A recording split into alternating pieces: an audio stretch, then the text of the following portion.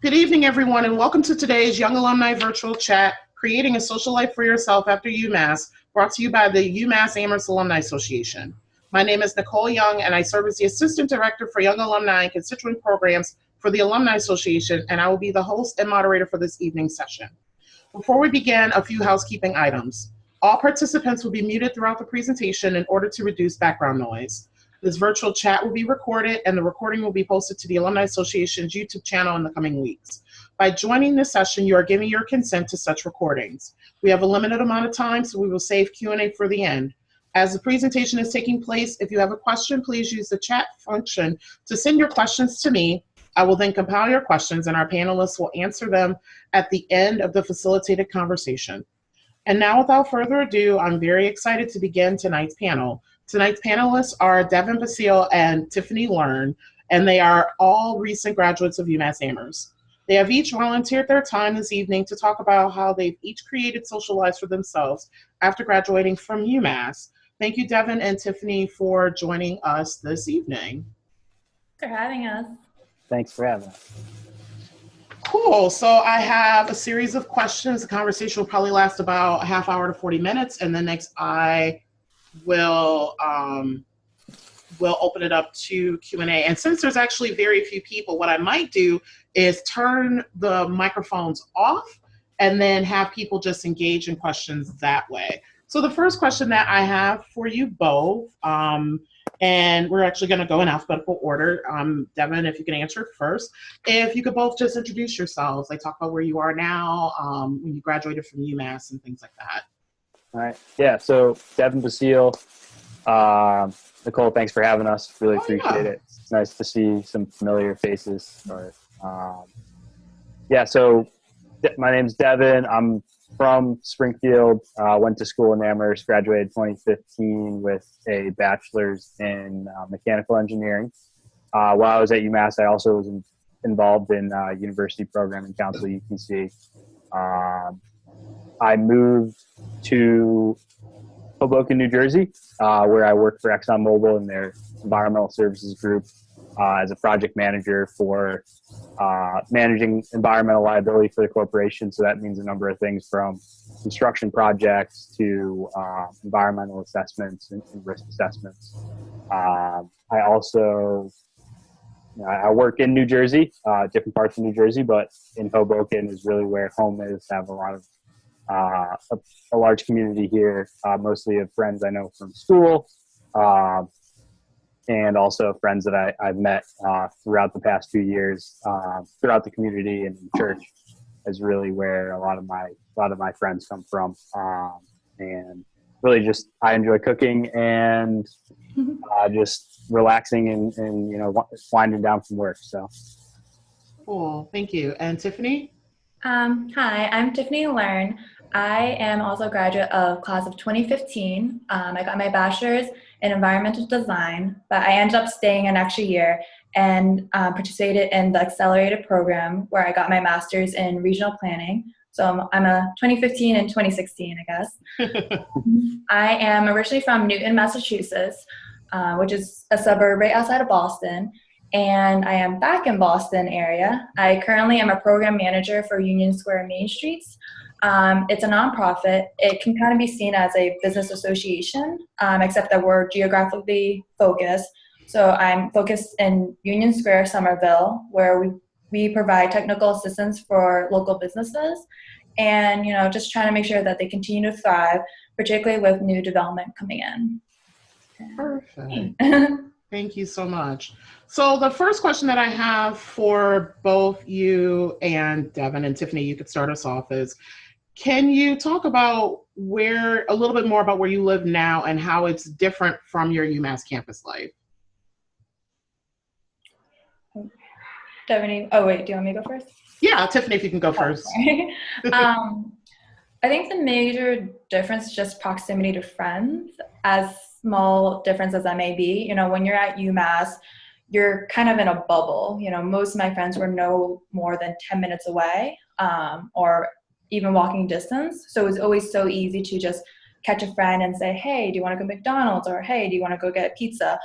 Where nowadays my schedules are more structured and I really I schedule time to hang with my friends. It's not as easy and casual to just grab a drink, particularly because most of my friends, even though they're in the Boston area, they work in Cambridge, Boston, Brookline, and it's all close, but not close enough where you can easily catch each other. The difference is being, I guess, real adults and, setting a time to meet at 8:00 on a Friday instead of just whimsically. And then Devin? It's definitely, spontaneity is a little bit harder as an adult. It's definitely something that I would agree with. So I live in Hoboken, New Jersey. It's right in between the two tunnels that go into Manhattan from the New Jersey side. So in between the Lincoln and Holland tunnels. Hoboken culturally, it's a very commuter centric city. So there's a lot of people that work in Lower Manhattan and Manhattan proper, and financial services, but also a number of other industries. I do not work in Manhattan, but mostly that's really what Hoboken's about. A lot of young people, and then also as you work your way uptown, you see more strollers, so families or folks that work in Manhattan. So the culture here, there's a lot of people like the city. It's considered like the sixth borough of New York, but it can also be like a very lonely place, right? Everyone goes to work, they come home. So, I mean, community for me was pretty important. It took a long time to build that. Just making sure that you have the ability to, make those plans outside the work hours with friends.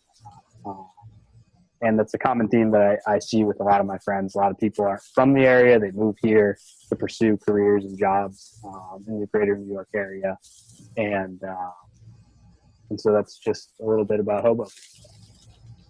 Cool, thank you. So Devin, I'm going to continue on with you since you're on the screen here, and then we'll go on to Tiffany with this next question. What hobbies from your UMass social life have you been able to maintain? Yeah, so I did a lot of cooking my last couple of years in school when I had roommates, and so that's something that I've been able to maintain and evolve. When you're living in Puffton Village, the meals were more centered around ease of production. We did have like taco night, which was pretty fun. But now, I just like cooking and putting the food that I've made in front of my friends and just eating around the table. Whereas before, I was just kind of used to those means to eating. So that's something that's different. I'm trying to catch the rest of the question. And how you've been able to maintain that, and then also your volume, if you could turn it up just a little bit. Just a little bit. Can you hear me now? How's that? Yes, that's perfect. All right, sorry, I'll talk louder. How I've been able to maintain that? It's tough. Definitely during the week, it takes a lot of commitment. But just when I was an engineer, I studied a lot on Saturday and Sunday, so I don't have to do that anymore. So. That really frees up a lot of time, I guess, with the transition. So that's weekends are the answer, right? Cool. And then Tiffany, what hobbies from your UMass social life have you been able to maintain? I think similar to Devin, cooking, hiking, picking. I'm a huge fruit picker. It's a little bit further. So, at UMass, because we were so close to so many farms, I was able to go pick apples or peaches within 10, 20 minutes away. Now I still do it. It's just that I have to make time for it because it's about more of a 45-minute to an hour drive. So those are things I actually really enjoy doing. And again, also cooking. So, maybe not so much during the week, but instead of going out with friends, we'll have cook sessions or dinner dates together. And this way we're able to learn new foods and learn new techniques to cook as well. And same goes with hiking. I think, again, it's just the proximity is further, but still be able to do it, but maybe more so on the weekends specifically rather than during the week. So Tiffany, this is a follow-up question. So do you come back to Western Mass to do the fruit picking and hiking, or have you found places closer to where you live to do those things? So no, as much as I love UMass, I can't always make the 2 hour drive back as much as I really, really love to. So how I guess, I think this goes into like maybe a later question, but as how I'm able to kind of, I Google a lot of times. So in terms of picking particularly, I wanted to find places nearby. So I had Googled, where do you pick apples or where do you pick peaches? And I asked Google and they listed about 7 different places and they ranged about 40 to an hour away. Most of them were kind of in the central Mass area. Okay. And some were north of Massachusetts. So like I think I went to one farm that was just on the borderline of New Hampshire. But I think those are great because they call for adventure. So I was at that farm and then I was like, hey, I'm only 20 minutes away from New Hampshire. Why not? So I drove to Portsmouth and then spent the day in New Hampshire. So I think just being willing to just Google and then find places. And that's the same with hiking. I asked around and a lot of friends recommended Mount Monadnock, which is a tough mountain. Don't think Oh, it's wow. easy. I think I stopped at least 10 times. I totally was overambitious and I was like running up the mountains thinking I was such a baller and then I was dying by the first hour. It was kind of embarrassing. People who I passed just kind of looked at me and they're like, see you later, and kept going. But yeah, I know Mount Monadnock, the New Hampshire, Vermont area is just a great and beautiful place to be, particularly during the fall. It's no UMass, but it'll do for now. Oh, cool. Thank you. So I'm going to start this question off with Devin and then to Tiffany. And Devin, you kind of talked a little bit about this earlier, but if you could elaborate, who is in your social circle? Is it mainly people from work or people outside of work? And if it is mainly people from outside of work, how did you meet those people? All right. Before that, I'll say that there definitely aren't as many trees where I live than there are in Amherst. So that's a challenge when we live in northern New Jersey. But anyways, so people in my social circle. So I do have a good group of young people that I know from my work group that live in the area. So I do spend some time with them, but not a majority. Most of the people that I know are just from in the Hoboken, young professionals in the Hoboken area. Mostly meeting them from just like connection events that are in the city or that we have in the town, and just different folks I know from church groups and the like. And I know what's cool about that is, you don't have to talk about work all the time with people that you don't work with, and you really get to understand like what people do, where they come from, and get that understanding of like, this is really a transient city. People don't live here for long periods of time. They're here to work in New York. They're from different places. So and that's where most of my friends are from, are come from. Cool. And then Tiffany, same question. Who is in your social circle? And essentially, if it's made up of people from work or outside of work, and if outside of work, how did you find those people? So my social circle actually is majorly outside of work. As much as I love my colleagues, I spend too much time with them, so I kind of avoid them in a way. But so most of my friends, I'm lucky because I live in the greater Boston area. A lot of my friends who went to UMass with me also moved to Boston. So I have that group of friends, but just being involved. So I was in a sorority in college, Chi Omega, and I'm actually part of the Alumni chapter board. So through that network and chapter, I'm able to meet other Chi Omegas, not necessarily from UMass, but from other universities, which is kind of neat. I have friends now that are from Arizona, but we were from the same sorority. And also meeting friends of friends, friends have friends, and so they'll introduce you, they'll bring them to events as well. So that's also how I meet them. And then lastly, joining groups. So like running club, I am actually right now currently preparing for a half marathon in 3 weeks. And I joined a running club in the area, Heartbreak Hill, and they have running sessions Wednesdays and Saturdays, totally free, which is super nice. You don't have to buy anything. You just go and attend. And I typically actually go alone. As scary as that is, it's such a good encouragement to go and talk to other people. I find that if I go with a friend, I end up just chatting with my friend and being antisocial. So when I go alone, I'm kind of like, I'm a free bird. So I go and start talking to the person next to me and be like, hey, like, are you running a half marathon too? Cool. Do you want to run with me for the next 10 miles? Okay, great. Don't leave me behind. So kind of stuff like that, like, being willing to just go and chat with new people and don't be scared. And yeah, there's so many free things in so many ways. Just find your interest, and there's definitely a group for it, probably. Cool. Thank you. Next question, and we're going to start off with you, Tiffany, and then go back to Devin. Have you made any changes in the way you interact with others or present yourself in order to create the social circle you have now? I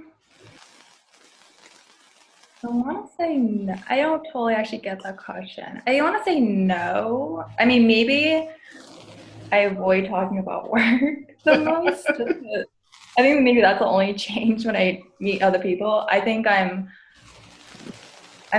like, the first thing I don't say is like, hey, I'm a program manager. I'm just like, hey, what's up? So I don't know. I don't know if I'm actually answering the question per Yeah, se, you're getting there. The reason why I wanted to ask this type of question is I was thinking about myself, because I've moved a lot since I graduated from undergrad. And one of the things that I've had to force myself to do, and it's really interesting, the two of you know me at the stage of being the extreme extrovert. I am still fairly shy with introducing myself to new people. So a lot of times I usually have to give myself the pep talk before talking to people, to be like, just go up there and talk to them. It's not going to be that hard. It's not going to be that hard. So I'm actually more of an introvert than the two of you may actually realize, but I'm also a good actor. So Devin, if you wanted to take the question, have you made any changes in the ways in which you interact with others or how you present yourself in your new place at all? Yeah. So that's a great question, and I think it really speaks to like the biggest challenge that I faced while coming out of school. Like at UMass, in college, you have a large number of people, a large number of opportunities for social interactions, forced social interactions if you're joining clubs or in your study circles. So granted, there are some challenges, moving into high school and to college, but I think, moving into the real world, there are less of those opportunities. You're working a lot. You're not forced into so many social interactions. That's why I speak to the fact that like there's so many people in Hoboken, there's so many people in New York City, but it can actually be like a very lonely place because you can go to work and come home and no one will ever check in on you, right? If you live alone. Your roommates, you don't necessarily have a roommate. I happen to have them, but one of the big challenges was just trying to understand, okay, well, now I came from school having all these friends, having all these connections. Now I'm in the real world and like it's all gone. So that actually that was challenging for me, and it hurt a lot to come out of school and have to really just start over. But what I learned out of it was, instead of having like a lot of connections, right, I've established like a good amount, but deeper, and it took a pretty long time to establish and grow into the friendships that I have today, those connections, right? So that's really the way that I see it. Is it's more of a longer play. It's more of an investment as you step into the real world, and it matters how you attack it. And it took a long time in the beginning when just like you're talking about the pep talks, like stepping into like a connection event or some sort of event, and just like staying there. Because you step in, you don't know anybody, and you're like, "Get me the hell out of here!"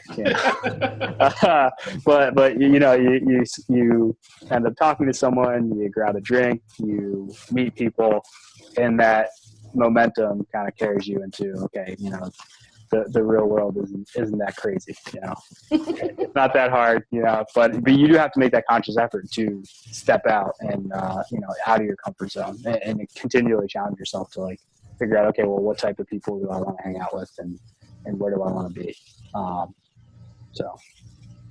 Cool. So this is actually an add-on question that I just thought about, given that, Devin, you live so far away from your family, and then Tiffany, because I do know you personally, I know both of you personally, you live fairly close to your family and also where you grew up. How often do the two of you get to see your families at all? Pretty frequently, because I live so close. My family's also a little geeky, and we have Monday family night. So I have a designated I can't have any, I'm like literally told not to make plans on Mondays. So I have family dinners every Monday unless it's dire work that I can't get out of. So I do see them pretty frequently, and I am very lucky because I live so close to them. Cool. And then Devin? Yeah, a little less frequent. I mean, it's a good thing that my family lives in like the Springfield / Amherst area, so it's like there's a number of excuses to go home. But I think, over the past 6 months, maybe every other month, 6 to 8 weeks, I think is what I try to target for like seeing them. I also like to try to invite them down. So the first year I was here, I invited them down for Christmas, so we did some Christmas activities here. My mom loves coming down, so it's just something that, and my brothers. So it's challenging too. And one of my brothers in Boston, so trying to get everybody back together is tough. But every couple months, being I think it's like a 3 or 4 hour drive. So. Oh, that's not bad. Cool. The next question I have, and then Devin, you can take this question first. What new activities do you do, and how did you discover them? New activities. So, I mean, New York City. So there's so many things to do in New York. Museums. I love like the High Line, which is in Chelsea. Also, like eating. You're gonna think that all I do is eat all the time, but there's a great Hispanic communities around the Hoboken area. So great Hispanic food. Something Cuban food, especially. We don't really have that a lot in Amherst. And yeah, just trying to find, new places, not just in the city, but outside. You go up to New York, you can do some hiking and whatnot. So I don't know if there's two parts to that question. I think I might have answered one. Oh, no. Just one. Just essentially, like, it sounds like you were able to discover those new activities by just walking around and stuff. And then also, and I don't know if this is a new activity, but it sounds like it is, given that I do know you. Your church. How did you find your new church home when you moved? Oh yeah. So I grew up, Catholic, which, and I didn't really go to church too much, but when I was in college, I didn't at all. And then a friend of mine recommended one in town, and so I started going there. And it's really a mission of the church is community. A big part of it is like building community, loving the city, and specifically around the understanding that in our society in Hoboken, like people work long hours and don't have a lot of time for community. And so we have groups like every Monday I meet with a group of guys and we just have dinner and catch up with each other. And so that's something where, we are all from different places where no one's from the New Jersey area, or, maybe a very small percentage of people are, but we're able to find a home here in a place where none of us are from. So. Cool. The next question I have, and then Tiffany, if you want to start us off with this, how do you spend your weekday evenings once you're done with work, and how do they differ from your time on the weekends?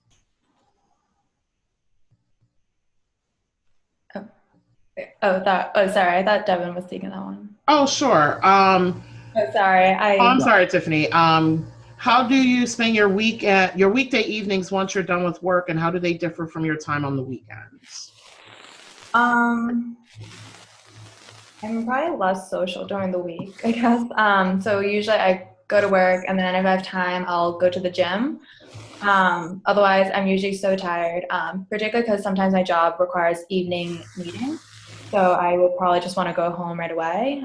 So weekends are more socializing. So that's when I'll go to birthday parties or gatherings or dinners, or just meet up with friends more often. So I'm kind of two different people during the week and the weekend.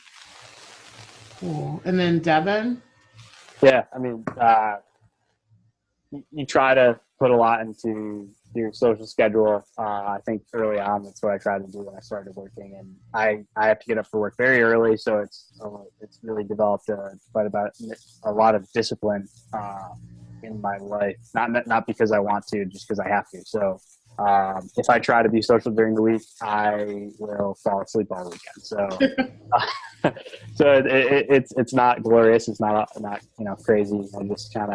I try to cook what I can, and really just sometimes it's just go home and just rest, naps, and but I do like to take a walk around the town sometimes, go down to the water, relax, which is not something I ever really considered or did a lot in college, which is seemingly pretty important to me now, just having time to be able to just do nothing. But if not, like cooking, reading, and just trying to give myself energy for the weekend, per se, Mm-hmm. Because it's very important. That's when I totally turn off from work. I'm planning activities, trying to do fun stuff. But if I'm not disciplined during the week, I don't get to do that because I'll just sleep Saturday. So there's 2 more questions. Next, we have a couple of questions from our participants. So the next question, and it's going to be really interesting asking this question, given that the 2 of you are in industries that are perceived to work you over the 40-hour work week, traditional work week. So the question that I have is about work-life balance. How have you been able to establish that, and how many hours do you work in an average week, and then what do you usually do to wind down after work? So it's like a 3-pronged question. And then Devin, if you wanted to start us off.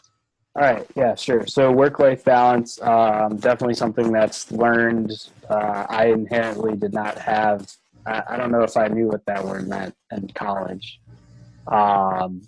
which it was a challenge for me because my tendency was to overwork myself. But, understanding value outside of what I produce from a work perspective, and let me think about this a little bit. So I think that, like I mentioned, weekends are big for me. And so I like to put down my cell phone, my work phone, and just not look at any work. Maybe I'll think about it a little bit, but that's really big, and just allowing myself to understand that there's a cycle for everything, and there's a time to work and a time not to work. I think in the question it asks how many hours do you usually work. I mean, between 40 and 50, maybe more. I don't know. I don't track them very easily, but I don't work on the weekends at all. I can't remember the last time I opened my laptop on the weekend. So. When I am working, I'm working. When I'm not working, I try not to work. But obviously, it takes a lot of discipline. And the toughest time is during the week to stop and get off work and, have something else to think about or do or occupy my mind. Cool. And then I'm sorry. I want to make sure I answered the whole question. Yeah, because it's a lot. I'm sorry. I'm really good at long questions. What do I do to wind down from work? Sometimes walking around the neighborhood, which sounds kind of lame, but it works. And then just being outside, right? We all like study inside, we work inside, we live inside. And then cooking is good for me too. Or just sitting there and doing nothing. That sounds really dumb too, but sometimes you just need to go sit on a park bench. It's the most productive thing you can do sometimes. Yeah, I'm not gonna lie, because for myself, what has happened now, because I work such a job where you have to be on deck all the time, I literally go home, cook dinner, and turn on How I Met Your Mother, which I've watched now the entire series 20 something times now, because it's I need to be able to know that I'm gonna laugh and also really unwind. And also my home time is my home time. I've created a nice little sanctuary at home, so it's definitely my spot to unwind. Or I'll even last night I went to Amherst Coffee, which Tiffany, you'll be shocked at the renovation. It looks great. Yeah. It's amazing. It's gorgeous. It's bigger. The bar is really nice, and they've made it into a bar. And so I just went there writing last night after work, and it was just really nice to use that as time to unwind, which was fun. Yeah. And then Tiffany, if you want to talk a little bit about your work-life balance, how many hours a week do you work, and then what you do to unwind when you get off work? So I actually learned this the hard way. I think now on average I work about 40 to 50, but there was a period of time where I worked over 50 hours.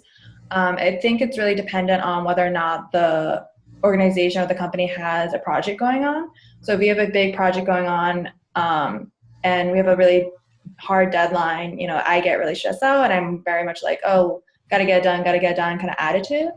Um, and I think I did that the first 3 or 4 months when I started my new job, because I was starting a new program, putting the program together from ground up, and I was just kind of like, how do I do this? And I would work after 5, and I would actually catch myself, checking my emails on the weekend. And I learned the hard way in the sense that I was actually really burnt out by my 4th month, and I told myself, I'm not going to do this anymore. So like Devin, I put my work phone, the minute like I'm not working, I actually turn my work phone off now. So I'm not hesitant to look at it.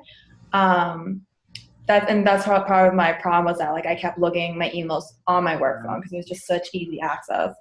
And so now I stopped doing that. And again, when I'm off the clock and I don't think about it. And then I will schedule, again, because I have evening meetings sometimes, I will put in my schedule unavailable. Like I won't really say what I'm doing, but I'll just say unavailable. So that's letting my coworkers know not to schedule any meetings at that time. I won't be here and I'm not going to make time for it. So it's just really kind of setting the ground rules on my end and letting them know like I need that space. But it's so important to keep that work-life balance because again, if you're not, it's kind of just like eating healthy. If you're not in good shape and good health, you're not going to do your job well. And I knew, by month 4, if I was going to change anything, I was going to start getting jaded and get super sick of my job, which sucks because I was only 4 months in and I actually do love it. So it's really important just to kind of say no or turn off the phone and step away from it.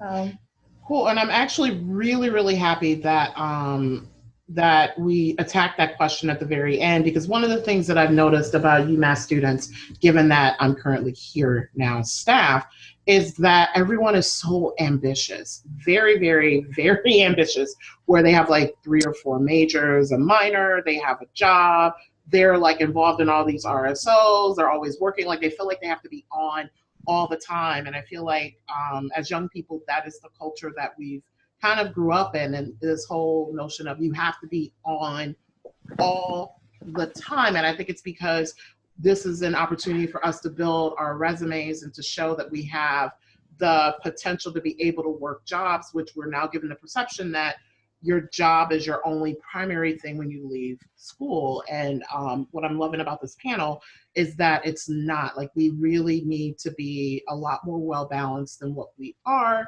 because we are humans. Like, we are well-rounded people. Even when we were students at different times in our lives, of course, we had a lot of very different things going on in terms of social life and also coursework and also work itself. So I'm actually glad that I originally was going to ask that question earlier, but I decided to move it a little bit later.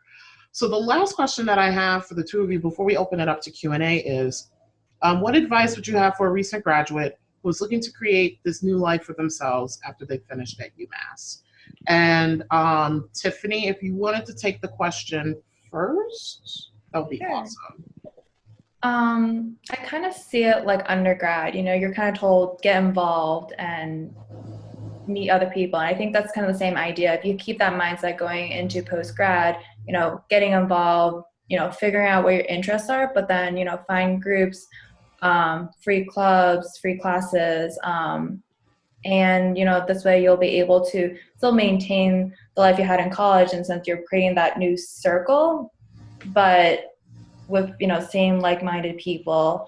Like, I think I was actually talking to someone the other day and I was saying, oh, like this reminds me of like doing homework back in college, just scheduling your assignments, making sure you hit those deadlines, but making time for your friends and your just overall well-being. And I think having the mindset of just going out there, I know adult life sounds scary, but don't be scared and just go out there.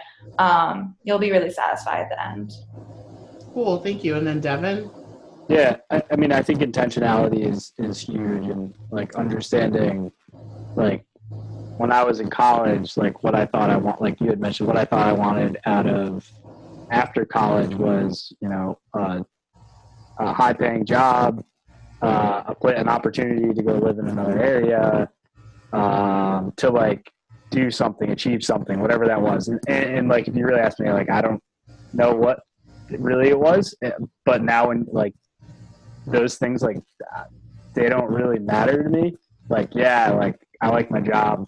It's challenging. I get to really use my, what I developed when I was in college, but those like material things, if I was back in college, like talking to myself, I would say, hey, like, really, I would push myself to really understand, like, okay, well, what are those other non-tangibles, socially, emotionally, that you care about. And, I probably wouldn't have known what those things were, but it would at least allow me to understand that, like, those things exist and they matter a whole lot more than like what your paycheck is or what your job is or where you live. Because no matter what your circumstance is, if you have, if you're not overworking yourself, if you're liking what you're doing, if you have if you have a healthy social life, that's something that you can do anywhere. Doesn't matter what you're doing. Doesn't matter like where you're from. And it really allows you the flexibility to understand, to like build that career path, right? And you don't need 3 majors to do that. You don't need, and that's something that, our society really values, achievement and degrees, and high paying jobs. But, it's something where like what I loved about UMass was like our great RSO culture, where like we were encouraged to like get involved. I love the communities that you see with some of the groups, more in some than others. And that's something that I think, we really need to continue to do, but then like raise to the next level and make sure that we're getting more people involved. So that they know how to do it and then they can bring that into the real world. Cause it's really important. Cool. And this actually takes us to the very first question that we got in Q&A from Diana, who I knew as a student as well and who was extremely involved. So this is a good question to ask the two of you, given that I knew you both as student leaders and both of you were extremely, extremely involved when you were on campus as well. So the question that Diana has is, as someone who was too involved in RSOs at UMass, how do you find organizations, clubs, volunteer places, and things like that in your new environments? And Devin, if you wanted to take that first. Yeah. Too involved. I didn't know if too meant as well or too much. I think it's a little bit of both, because the two of you, and including Diana who asked the question, y'all were too involved, and like y'all were extremely involved, and too like very involved. Yeah. Like, Well, it's funny because like most of the stuff I'm saying that I would give advice to someone I could have used myself. But one of the biggest things that I learned through leadership training at work, or what I've learned like in the mission field, is that when you're like the job of a leader is very different than the job of someone who's on the team. And one of the things that leaders often neglect is their own health and their own, like what they're supposed to get out of being on the team. Your role is very different, but it's still important that you're getting value out of that. So when I was the executive director of UPC, like I didn't care about my health when it came to like, am I putting too much into this? Is this healthy for me? And spent way too much time, worried about, getting stuff done as opposed to, making sure I was getting something out of it.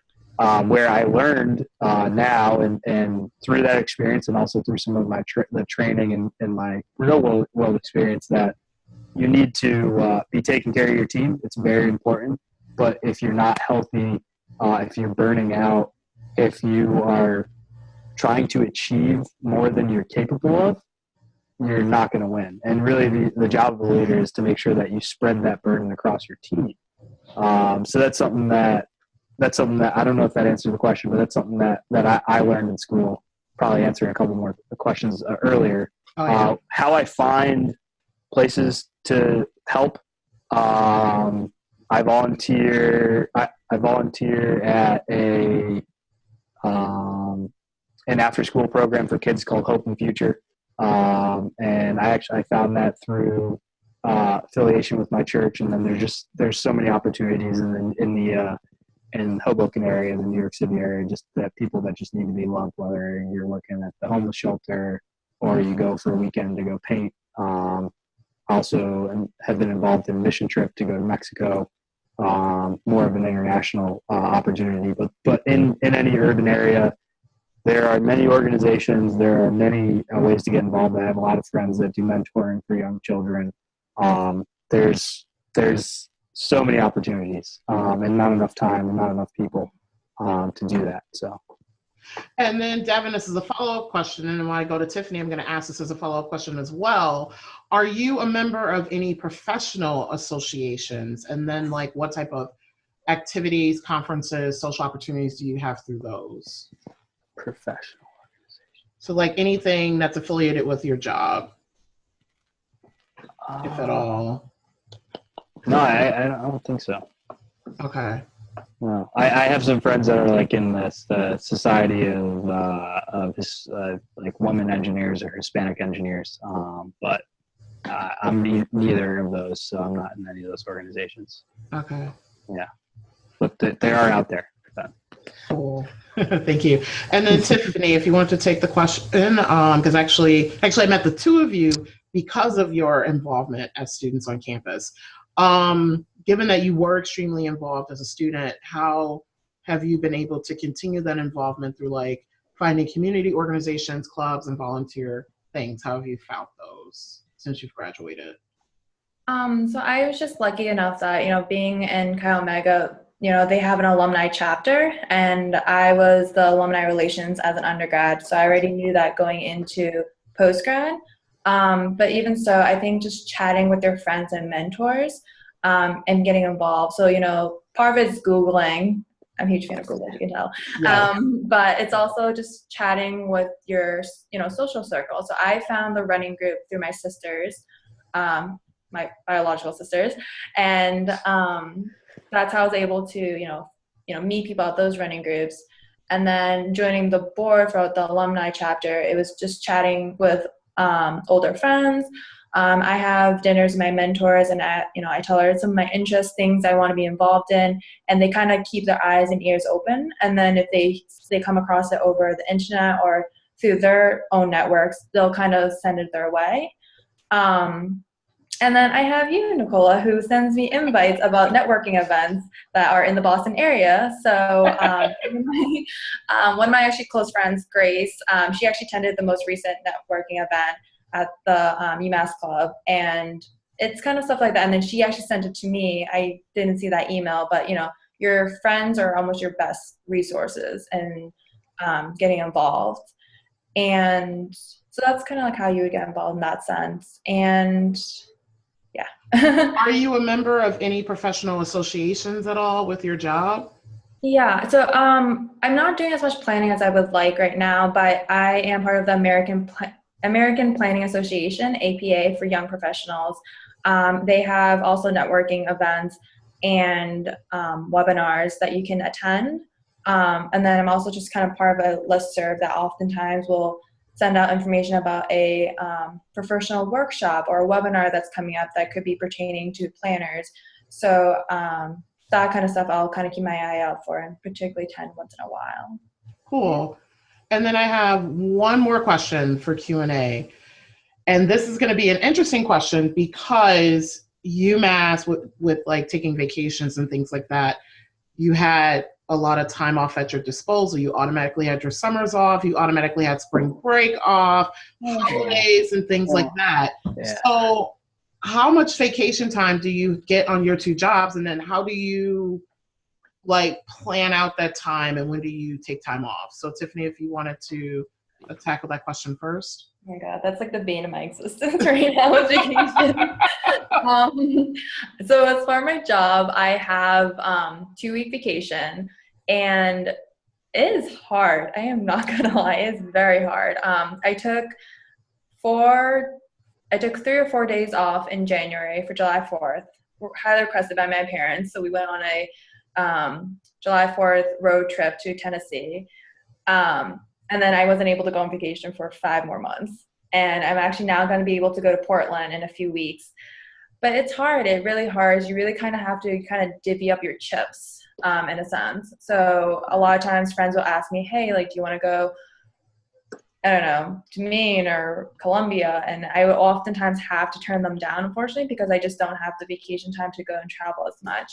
So I think, when you first sign your contract and you know how many vacation days you have, plan accordingly, let your friends know, and then you can kind of schedule times. But it's a really hard thing. You kind of have to give up certain trips and use your time wisely, unfortunately. But it's a lot different. You don't get as much free time as you had before.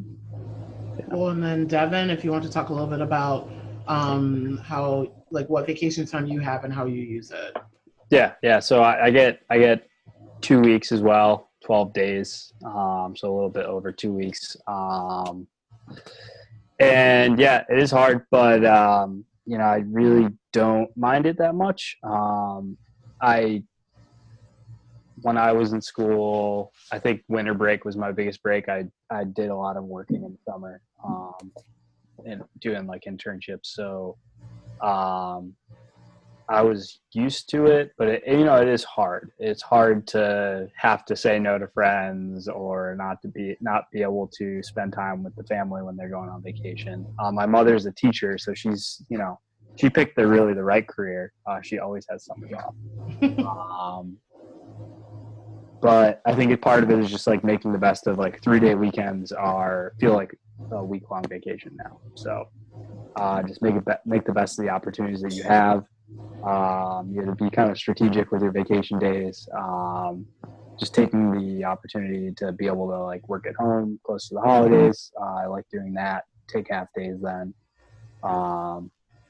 and just like make the best of your weekends because they become extremely important when you only get two weeks of vacation. Cool. So we are at the end of our time this evening. I want to thank you all for participating in today's Young Alumni virtual chat, Creating a Social Life for Yourself at UMass. We actually have another chat next week, same time on Wednesday, November 1st, on preparing for graduate school, where we will be talking with young alumni who have either attended graduate school or they're currently in a grad program right now, and they're going to talk about like the application process and personal experiences preparing for grad school. So in addition to the virtual chats, the Alumni Association has a variety of resources to support you as you begin to navigate your career and time beyond campus, including networking events, career development opportunities, and Alumni Advisors, which is an online networking and mentoring platform connecting you and with alumni in your field for career advice, informational interviews, and it's a lot to read, resume feedback, and mock interviews. To learn more about these resources, please visit our website at umassalumni.com. On behalf of the UMass Alumni Association, we would like to thank Devin and Tiffany for making the time to share their experiences and insight with us. Thanks again for joining us this evening. We hope to see you at other Alumni Association events in the future. Have a great evening and go UMass. Thank you very much. Go UMass. Thank you so much for joining us this evening. Cool. Have a great evening, everyone. All right. Bye. Bye.